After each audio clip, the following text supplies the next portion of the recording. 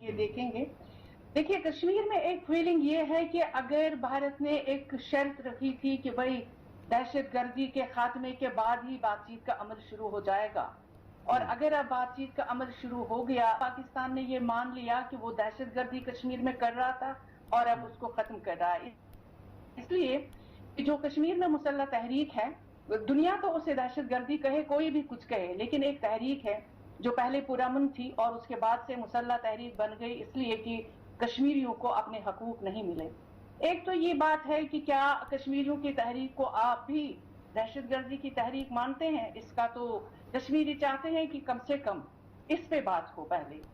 دوسری بات یہ ہے کہ 2019 5 اگست والا فیصلہ جو ہے، ہمیں یہ بھی پتا ہے کہ بھارت ابھی اعلان کرنے والا ہے کہ ریاست کو واپس اسٹیٹ ہوڈ ملے گا، لیکن اسٹیٹ ہوڈ آپ یونین ٹیریٹری اس کو پہلے بنایا، اب آپ واپس ریاست بنا رہے ہیں، لیکن جو اس کی اندرونی خود مختاری ہے with in the constitution of India, کیا وہ واپس ملے گی؟ وہ کبھی نہیں ملے گی. اور بھارت اس پہ ساری جماعتیں یک زبان ہو کر کہہ رہی ہیں کہ ایسا واپس نہیں ہو سکتا. تو کیا پاکستان کی انڈرسٹینڈنگ اس پہ بھی ہے بھارت کے ساتھ کہ اب جو کچھ ہو گیا ہے 5 اگست اس کو بھی بھول جائیں، کیونکہ ہمیں آگے بڑھنا ہے، اقتصادی اس پرزم میں ہمیں سارا کچھ دیکھ کے آگے چلنا ہے؟ تو یہ بہت بڑا اہم سوال ہے. چلیں یہ سوال کا جواب ڈاکٹر باسط صاحب سے میرا خیال ہم لیتے ہیں کہ ظاہر سفارتکار بھی ہیں کہ ہمیں پاکستان کے پاس اب آپشنز کیا ہیں اس حوالے سے. اور دوسری ایک چیز بات صاحب اس پہ ضرور تبصرہ کیجیے گا دونوں سے کہ ہم نے آج تک کشمیر کو ایک بائی لیٹرل ایشو رکھا ہے، جبکہ کشمیری بذات خود اگر اس فریق نہ ہوں تو کیا یہ مسئلہ حل ہو سکتا ہے بائی لیٹرل پہ؟ خواہ باجوہ صاحب بولیں یا وہاں کا عربی چیف بولے. دیکھیے آپشنز تو آپ کے پاس بڑے لیمیٹڈ ہیں ان دا سینس کہ ایک تو آپ کو انٹرنیشنل سپورٹ نہیں ملی، 5 اگست کے بعد سفارتکاری میں وہ جان نہیں تھی جس کی وجہ سے آپ کو سپورٹ ملتی. جہاں تک دیکھیے اس کا عسکری پہلو ہے وہ بھی بڑا امپورٹنٹ ہے، کیونکہ لیجیٹیمیٹ اسٹرگل ہے اور جو انٹرنیشنل پرنسپل ہے ایرگو اومنس، یہ بالکل اس بات کی تائید کرتا ہے کہ جو آکوپیشن کے خلاف جدوجہد ہے وہ جائز جدوجہد ہوتی ہے، اور یہ بالکل عالمی قانون کے مطابق ہے. دوسری بات یہ ہے کہ یہ جو دیکھیں نا جہاں تک کہ ٹیررزم کی بات ہے، جو بات کی ہے، یہ تو 2004 میں ہم نے اپنا مقدمہ خود ہی خراب کیا جب 6 جنوری کو ہم نے جوائنٹ اسٹیٹمنٹ سائن کی واجپئی صاحب کے ساتھ اسلام آباد میں، اور وہاں ہم نے یہ تسلیم ہی کر لیا امپلیسٹلی کہ جی یہ بھی یہاں سے پاکستان سے اب وائلنس اور ٹیررزم نہیں ہوگا مقبوضہ جموں اور کشمیر میں.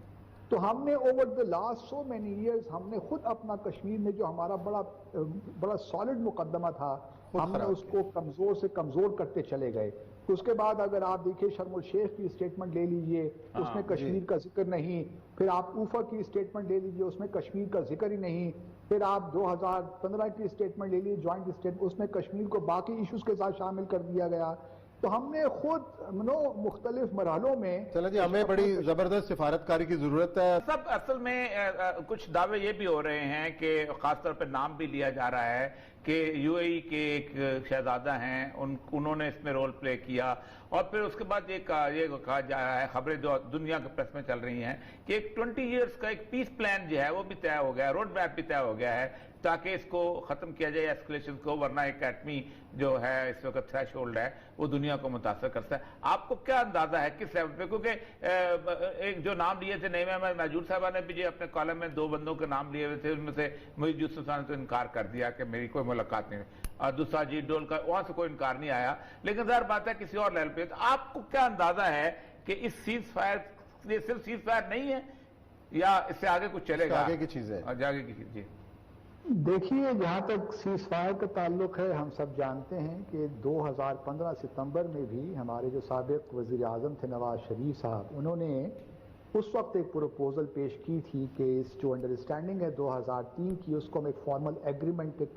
ٹرانسلیٹ کر لیتے ہیں، کنورٹ کر لیتے ہیں. تو اس لحاظ سے تو کوئی نئی چیز نہیں ہے، لیکن اس وقت اس کا ہونا کافی اہمیت کا حامل ہے میرے حساب سے. اور یہ جس طرح بالکل محجور صاحب نے ٹھیک کہا یہ ایک دن کا واقعہ نہیں ہے، اس کے پیچھے کچھ ماہ کی سفارتکاری ہے بیک چینل پہ جی۔ لیکن مجھے اس بات پہ اطمینان ہے کیونکہ میں ہمیشہ کہتا رہا ہوں کہ 5 اگست کے بعد 2019 کے بعد اب پاکستان اور بھارت کے درمیان دو طرفہ سفارتکاری کے جو معاملات ہیں یا جو اسپیس ہے وہ بہت کم ہو گئی ہے۔